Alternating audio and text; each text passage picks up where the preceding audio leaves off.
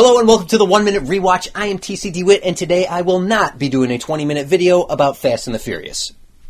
Alien and Aliens are two of the greatest sci-fi films of all time. Ridley Scott and James Cameron set a standard for action, sci-fi, horror, and thrillers to this day. And the first Predator is one of the greatest action movies of all time. And then there's everything else in the AVP-averse. No one, not Ridley Scott, David Fincher, Joss Whedon, Robert Rodriguez, has been able to fan the flames of either of these series to better results than mediocre fan films. 20th Century Fox has made one misstep after another, which is pretty much their MO. It's taken a while to become a cult hit, unlike the instant success of its predecessor, but of all the entries into the Alien and Predator universe, I think there's one that deserves a re-review, and if you saw the name of this video, you know what it is. Predator 2.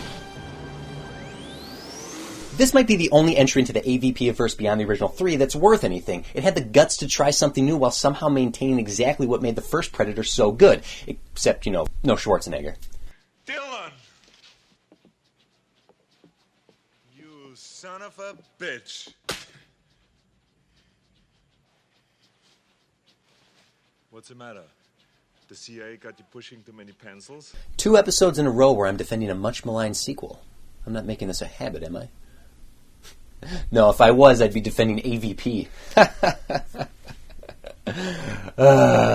Predator 2 is the 1990 sci-fi action film released by 20th Century Fox, written by the brothers Jim and John Thompson, directed by Stephen Hopkins, and starring Danny Glover as the grizzled Lieutenant Mike Harrigan, Peter Hall back as the Predator, Ruben Blades, Maria Conchita Alonso, pre-coked out of his gourd Gary Busey, and Bill Paxton checking off the final box on his assaulted by the 80s monsters icon list. This is a very cool and diverse cast.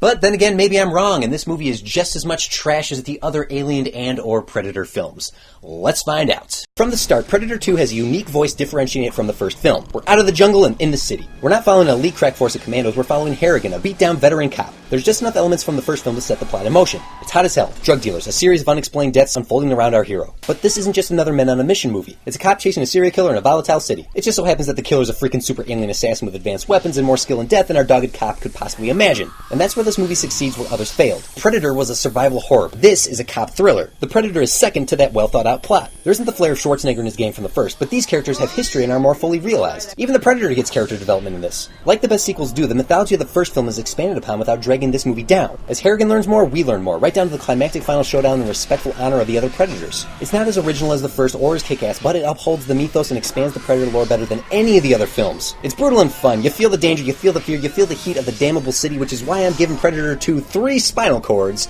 out of 5. Take it.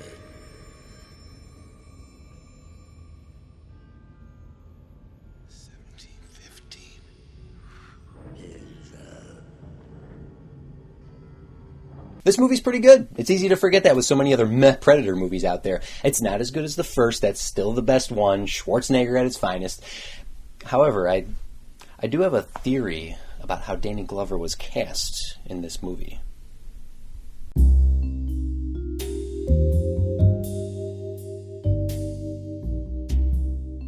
Hey Chandler, I saw a fantastic movie this weekend. I know exactly who's gonna play in our next Predator movie. Oh? Do tell. Have you seen Lethal Weapon? Yeah? You know, the good guy, the hard-nosed, ass-kicking hero cop character. Yeah, I do. He's our star. That's an excellent idea. Get Danny Glover on the phone right away. I will. Wait, what? I said right away. Just do it. When I say something, you gotta. So I'm gonna go,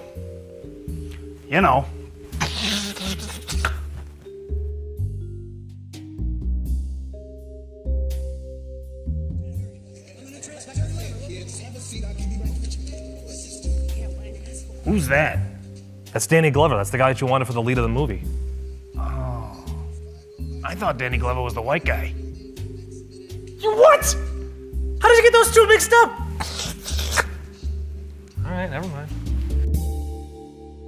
Okay, joking aside, the fact that the hero of this movie is a black man is actually pretty cool. In the 80s, there weren't a lot of mainstream movies that had people of color as the hero, except for Wesley Snipes and Eddie Murphy. The rest were all relegated to sidekicks. So Danny Glover, though he wasn't the obvious choice going up against the Predator so well, just makes this movie that much cooler. Okay, who's next?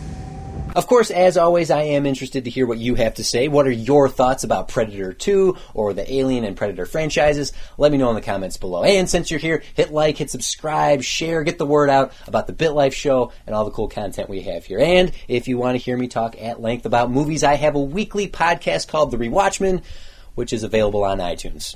That's all for the 1 Minute Rewatch this time. Thank you, as always, for watching. I am TC DeWitt, and you want some candy? You want some candy? Thoughts about Predator 2. Predator.